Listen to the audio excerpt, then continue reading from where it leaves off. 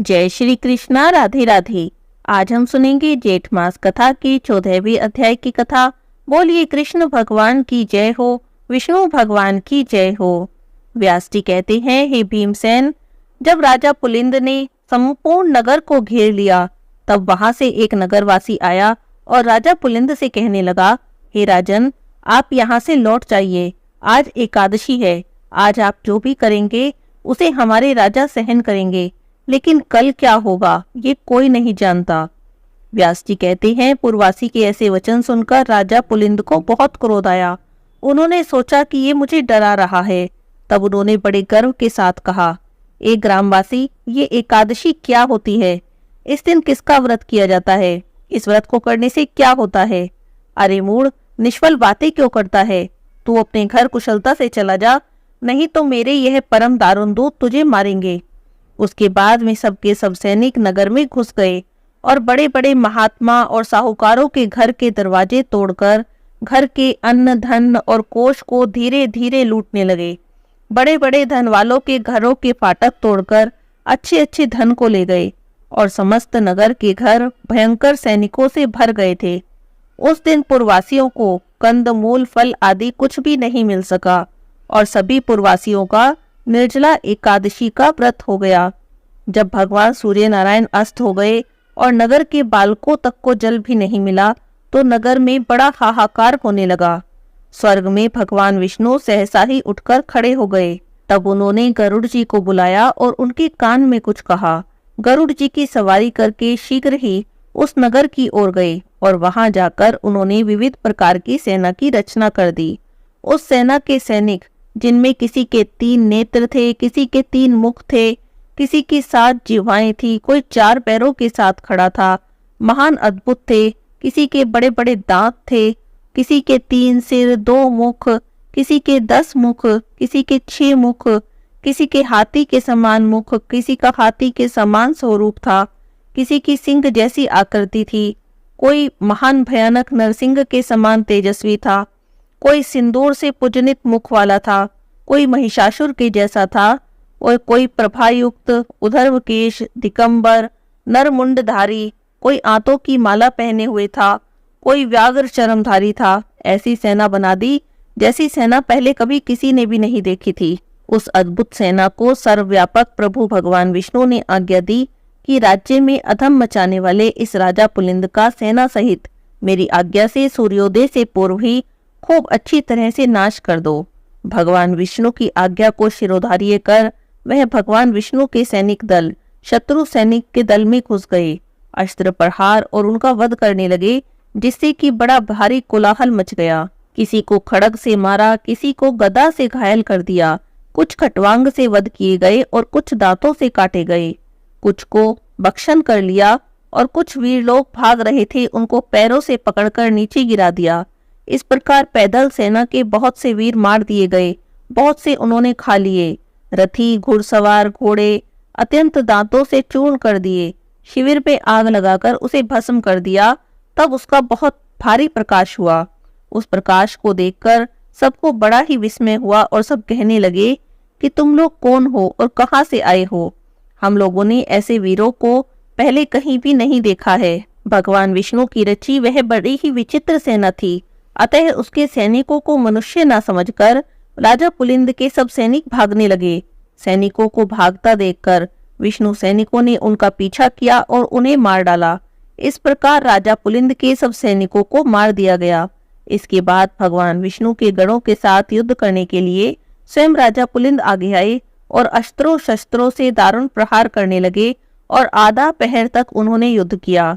जब उनके साथ युद्ध करने में किसी भी प्रकार से वह समर्थ न हुआ, तब मन में विचार करने लगा कि अब हम भी यहाँ से भाग जाएं, अन्यथा यहाँ पर हमारा भी नाश हो जाएगा। ऐसा विचार कर राजा पुलिंद ने मेघास्त्र छोड़ा, जिसके द्वारा वहां पर घोर अंधकार हो गया। मेघ जल बरसाने लगे, बड़े प्रचंड वेग से वहां पर पवन चलने लगी। इससे विष्णुगण सब मुग्ध हो गए, जो जहां पर थे वहीं पर ठहर गए। ऐसा समय देखकर राजा पुलिंद घोड़े पर सवार हुआ और सहसा ही वहां से चला गया। जो सैनिक बच गए थे वह भी राजा के साथ चले गए। भक्तवत्सल भगवान विष्णु अपने भक्तों का कार्य करके अपने लोक में वापस चले गए। प्रातःकाल होने पर नगरवासी बहुत आश्चर्य करने लगे और वहां पर शत्रु की सेना न देखकर उन्होंने मन में निश्चय किया कि लगता है यह सब कुछ स्वप्न था। पारणा के समय भगवत प्रिय स्नान आदि उन्होंने कर्म किए और पूरे विधि विधान से निर्जला एकादशी व्रत का पारण किया और अपने एकादशी व्रत को पूर्ण किया। तब सभी ऋषि स्कंद जी से कहने लगे, हे स्कंद जी, उस राजा पुलिंद ने दुखी होकर फिर क्या किया? तब स्कंद जी बोले, हे ऋषियों, वह शोकातुर राजा अपने कुछ बचे हुए सैनिकों के सहित शीघ्र ही अपने नगर को लौट आया। अपने नगर में राज्यभार को संभाला और शत्रुओं के पुरवासियों के वचन को मन में ध्यान करता हुआ एकादशी के प्रभाव को स्मरण करने लगा, जिसको स्वयं उसने अपनी आंखों से देखा था। इस प्रकार विचार में मग्न राजा का बहुत समय व्यतीत हो गया और अधिक चिंता मग्न रहने के कारण उसके शरीर में केवल हड्डी और चाम मात्र ही रह गया था। तब राजा पुलिंद ने अपने पुत्र को राज्य देकर स्वयं अपनी स्त्री को साथ लेकर वन की ओर प्रस्थान किया और वहां जाकर वानप्रस्थ आश्रम ग्रहण किया। वहां वन में राजा पुलिंद को एकादशी के संबंध में प्रश्न करते 12 दिन बीत गए। वन में जो भी संत महात्मा ऋषि मुनि राजा को मिलते, वह सबसे यही प्रश्न करता कि हे तपोधन, एकादशी का व्रत क्या होता है और एकादशी व्रत करने की क्या विधि है, जो व्रत तीनों लोकों में दुर्लभ, पवित्र और भगवान का अति प्रिय है। अहो आश्चर्य है, मैंने उस एकादशी व्रत का महान आश्चर्यकारी कार्य देखा है और इसमें जरा भी संशय नहीं है। अब इसे राजा के पूर्व जन्म के पुण्य कर्म ही समझ लीजिए। उसके प्रभाव से वरण्य ऋषि के पवित्र आश्रम में दत्तात्रेय ऋषि आए और उन दत्तात्रेय ऋषि के दर्शनों की लालसा से बहुत से ऋषिगण वहां पर आए थे। कुछ लोगों ने पूजित स्तुति करके विविध प्रकार से उनकी सेवा की। राजा पुलिंद भी दत्तात्रेय जी का आगमन सुनकर वहां भयभीत के समान ऋषि के पास जाकर बैठ गए। प्रधान ऋषियों के चले जाने पर राजा पुलिंद दत्तात्रेय जी के पास गए और दंडवत करके दूसरे विंध्याचल पर्वत की तरह पृथ्वी पर गिर गए। तब दत्तात्रेय जी राजा से बोले, हे सौम्य, उठो उठो और बताओ तुम कौन हो, किस लिए यहाँ पर आए हो। तुम्हारे दुख का जो कोई भी कारण हो वह तुम मुझसे कह सकते हो। दत्तात्रेय जी के वचन सुनकर अत्यंत दुखी होकर वह राजा पुलिंद नहीं उठा। तब उस राजा को दत्तात्रेय जी ने स्वयं अपने हाथों से उठाया। तब राजा पुलिंद ने उठकर दत्तात्रेय जी को अति सुंदर हृदय जानकर कहा कि मैं जगतीतल विख्यात राजा पुलिंद हूँ। हे तात, थोड़े समय में पृथ्वी मंडल को जीतकर और गर्व में आकर मैं सेना सहित राजा प्रचान वही के नगर को गया। वहां जाकर उस विष्णु भक्त राजा के नगर को पीड़ित करने पर कोई ग्रामवासी मेरे पास आया और मुझसे प्रार्थना करने लगा कि आज श्री हरि का पवित्र दिन है, आज एकादशी है, आज और कल 2 दिन के लिए राजा के विषय में क्षमा करें, क्योंकि समस्त नगरवासी व्रत में लगे हुए हैं। उस ग्रामवासी की बातों को सुनकर मैंने गर्व में आकर क्रोध से उसका वचनों से अपमान किया। उसके वचन मेरी बुद्धि और मति को गर्व से ना छुड़ा सके। उसके बाद सूर्यास्त हो जाने पर असंख्य विष्णु दूत अनेक रूपों में वहां आए और मेरी सेना के साथ युद्ध करने लगे।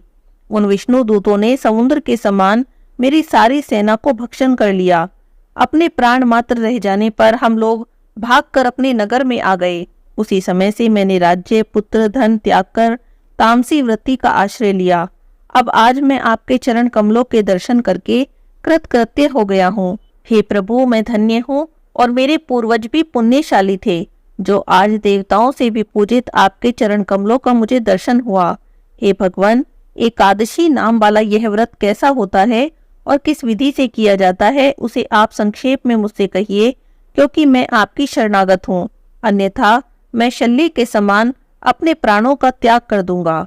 राजा पुलिंद के इन वचनों को सुनकर सब वृतांतों को जानने वाले दत्तात्रेय जी उसी समय राजा पुलिंद को दोनों हाथों में आलिंगन करके दयाद्र चित्त होकर मधुसूदन भगवान के एकादशी व्रत के विधान को कहने लगे। उन्होंने क्या कहा, हम अगले अध्याय की कथा में सुनेंगे। आज के अध्याय की कथा यहीं पर समाप्त होती है। बोलिए कृष्ण भगवान की जय हो, विष्णु भगवान की जय हो।